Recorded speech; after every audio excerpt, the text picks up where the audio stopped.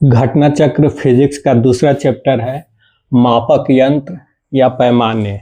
तो जो अलग अलग पैमानों या मापक यंत्र का इस्तेमाल किया जाता है फिजिक्स के भीतर, उसको हम आज देखते हैं। तो पहला क्वेश्चन है, महासागर में डूबी हुई वस्तु की स्थिति जानने के लिए किसका प्रयोग किया जाता है। महासागर में डूबी हुई वस्तु की स्थिति जानने के लिए किसका प्रयोग किया जाता है। यहाँ विकल्प है ऑडियोमीटर, एनीमोमीटर, सोनार, अमीटर। तो इसका सही आंसर होगा सोनार। महासागर में डूबी हुई वस्तु की स्थिति जानने के लिए सोनार नामक यंत्र की सहायता से पराश्रव्य तरंग को भेजा जाता है और वो तरंग महासागर में डूबी हुई वस्तु से टकरा करके वापस आती है और उसी से इसकी स्थिति को की जानकारी प्राप्त होती है। तो महासागर में डूबी हुई वस्तु की स्थिति जानने के लिए किस सोनार नामक यंत्र का प्रयोग किया जाता है। यहाँ है ऑडियोमीटर। ऑडियोमीटर का उपयोग कहाँ किया जाता है। ऑडियोमीटर का उपयोग किया जाता है ध्वनि की तीव्रता को जानने के लिए। ध्वनि की तीव्रता को जानने के लिए ऑडियोमीटर का उपयोग किया जाता है। एनीमोमीटर, एनीमोमीटर का प्रयोग किया जाता है वायु की गति को जानने के लिए। वायु की गति को जानने के लिए एनीमोमीटर का प्रयोग किया जाता है। एनीमोमीटर का प्रयोग किया जाता है वायु की गति को जानने के लिए। और अमीटर का प्रयोग किया जाता है विद्युत धारा को मापने के लिए। विद्युत धारा को मापने के लिए अमीटर नामक यंत्र का प्रयोग किया जाता है। तो महासागर में डूबी हुई वस्तु को जानने के लिए सोनार का उपयोग किया जाता है। सोनार की सहायता से पराश्रव्य तरंगों को भेजा जाता है समुद्र के भीतर और उसके परावर्तन से ही ये जो वो तरंग लौट कर आती है, तो उसी से इस वस्तु को जानते हैं। महासागर में डूबी हुई वस्तु की स्थिति को हम जान पाते हैं। ऑडियोमीटर का प्रयोग किया जाता है ध्वनि की तीव्रता को जानने के लिए। एनीमोमीटर का प्रयोग किया जाता है वायु की गति को जानने के लिए। और अमीटर का प्रयोग किया जाता है विद्युत धारा को मापने के लिए। अमीटर नामक यंत्र का प्रयोग किया जाता है। अगला है क्षैतिज दूरियों एवं दिशाओं के मापन हेतु प्रयोग किया जाता है। क्षैतिज दूरी एवं दिशाओं के मापन हेतु यहाँ पायरोमीटर, टैक्योमीटर, पाइरहिलियोमीटर, मैनोमीटर। तो क्षैतिज दूरी एवं दिशाओं को मापने हेतु प्रयोग किया जाता है। इसका सही आंसर होगा टैक्योमीटर। टैक्योमीटर की सहायता से क्षैतिज दूरी एवं दिशाओं का ज्ञान प्राप्त होता है। पायरोमीटर का उपयोग किया जाता है उच्च ताप को, बहुत हाई डिग्री सेल्सियस के तापमान को मापने के लिए। उच्च तापमान को मापने के लिए पायरोमीटर का उपयोग किया जाता है। अब पाइरहिलियोमीटर का प्रयोग किया जाता है सोलर रेडिएशन को जानने के लिए। सोलर रेडिएशन को जानने के लिए पाइरहिलियोमीटर का उपयोग किया जाता है। सोलर रेडिएशन को जानने के लिए पाइरहिलियोमीटर का उपयोग किया जाता है। और मैनोमीटर का प्रयोग किया जाता है गैस की दाब को ज्ञात करने के लिए। मैनोमीटर का प्रयोग किया जाता है गैस की दाब को गैस के प्रेशर दाब को ज्ञात करने के लिए मैनोमीटर का प्रयोग किया जाता है। अगला है वाहन के पहियों द्वारा तय की गई दूरी को मापने का यंत्र है। यानी वाहन के पहिए द्वारा जो दूरी तय की गई है उसको किसकी सहायता से, किस यंत्र की सहायता से हम जानते हैं। तो हमारे सामने विकल्प है हाइग्रोमीटर, स्प्रिंग टूला, ओडोमीटर, लैक्टोमीटर। तो इसका सही आंसर होगा ओडोमीटर। वाहन के पहिए द्वारा तय की गई दूरी को हम ओडोमीटर नाम के यंत्र से ज्ञात करते हैं। हाइग्रोमीटर से क्या, वायुमंडल में जो आर्द्रता होती है उसकी सापेक्षता को, वायुमंडलीय आर्द्रता की सापेक्षता को हाइग्रोमीटर से हम ज्ञात करते हैं। स्प्रिंग तुला से भार को की शुद्धता का हम पता लगाते हैं। आगे है तापमान को नियमित बनाए रखने के लिए किसका उपयोग किया जाता है। तापमान को नियमित यानी स्थिर बनाए रखने के लिए किसका प्रयोग किया जाता है। यहाँ है हिप्सोमीटर, थर्मोस्टेट, स्पेक्ट्रोमीटर, लक्समीटर। तो इसका सही आंसर होगा थर्मोस्टेट। तापमान को नियमित या स्थिर बनाए रखने के लिए थर्मोस्टेट का उपयोग किया जाता है। हिप्सोमीटर का प्रयोग कहाँ किया जाता है? ऊंचाई को ज्ञात करने के लिए हिप्सोमीटर का उपयोग किया जाता है।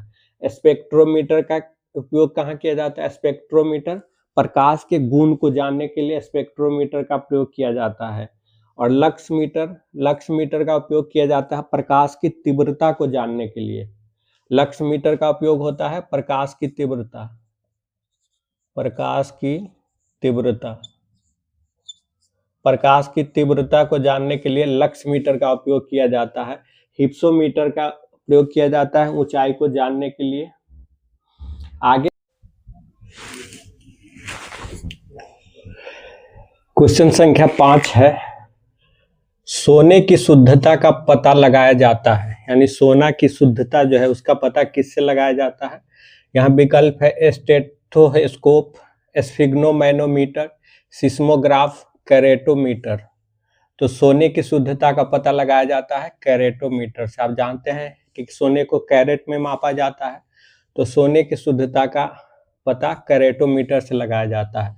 स्टेथोस्कोप से क्या हृदय के धड़कन को मापा जाता है, स्टेथोस्कोप से। स्फिगोमैग्नोमीटर से रक्त की दाब, स्फिगोमैनोमीटर से रक्त दाब को मापा जाता है स्फिगोमैनोमीटर से। सिस्मोग्राफ से भूकंप को।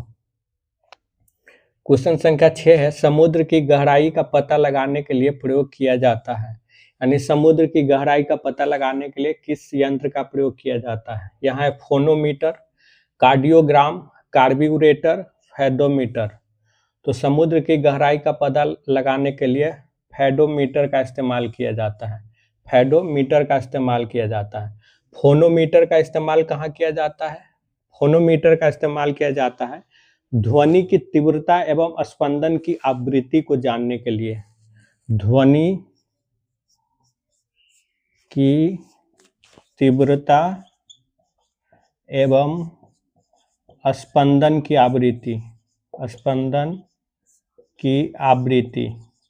ध्वनि की तीव्रता एवं स्पंदन की आवृत्ति को जानने के लिए फोनोमीटर का इस्तेमाल किया जाता है। कार्डियोग्राम का इस्तेमाल हृदय की गति को जानने के लिए किया जाता है। कार्ब्यूरेटर आंतरिक इंजन दहन को जानने के लिए किया जाता है।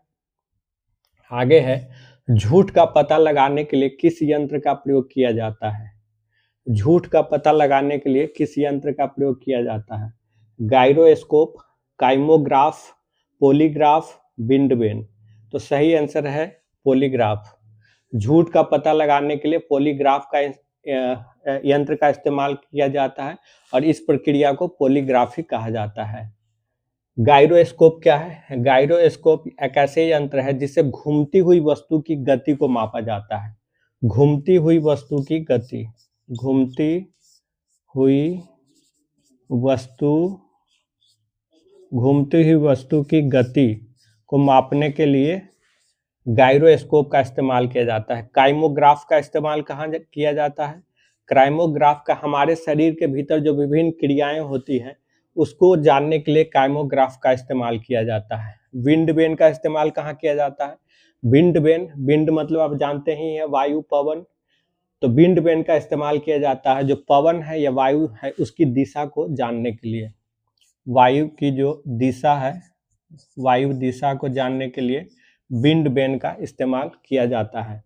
तो इस तरह जो घटना चक्र के भीतर फिजिक्स में जो दूसरा चैप्टर है मापक यंत्र और पैमाने, उसमें जितने यंत्र और पैमाने दिए गए हैं भौतिक राशियों के अलग अलग मापन के लिए, तो उसको हमने देखा। पहला हमने देखा कि महासागर में डूबी हुई वस्तु की स्थिति जानने के लिए सोनार का इस्तेमाल किया जाता है और हमने आपको पहले बताया था कि सोनार जो यंत्र है इसके जरिए पराध्वनि तरंग को, पराश्रव्य ध्वनि को भेजा जाता है समुद्र के भीतर, और वो जो पराश्रव्य ध्वनि है वो जब वहां से टकरा करके वापस आता है तो उसके माध्यम से ही हमें पता चलता है कि कोई वस्तु महासागर में किस स्थिति में कहाँ पे स्थित है। दूसरा है क्षैतिज दूरियों एवं दिशाओं। ये ध्यान रखिएगा, क्षैतिज दूरी एवं दिशा। क्षैतिज दूरी एवं दिशाओं को मापने हेतु टैक्योमीटर का इस्तेमाल किया जाता है। वाहन के पहियों द्वारा तय की गई दूरी, वाहन के पहियों द्वारा यानी कोई गाड़ी चल रही है तो उसके पहिए के द्वारा जो दूरी तय की गई है उसको मापने के लिए ओडोमीटर का इस्तेमाल किया जाता है। ओडोमीटर, ये बीपीएससी में पूछा गया क्वेश्चन है, ये भी बीपीएससी में पूछा गया क्वेश्चन है। सोनार, उसके बाद तापमान को नियमित बनाए रखने के लिए थर्मोस्टेट का इस्तेमाल होता है, ये भी पूछा हुआ क्वेश्चन है। सोने की शुद्धता का पता लगाने के लिए कैरेटोमीटर का इस्तेमाल होता है। समुद्र की गहराई का पता लगाने के लिए फेदोमीटर के, यह बीपीएससी में पूछा हुआ क्वेश्चन है। झूठ का पता लगाने के लिए पॉलीग्राफ का इस्तेमाल किया जाता है। और गायरोस्कोप क्या है? घूमती हुई वस्तु की गति को जानने के लिए, विंड वेन जो पवन है उसकी दिशा को जानने के लिए हम इसका इस्तेमाल करते हैं, विंड वेन का।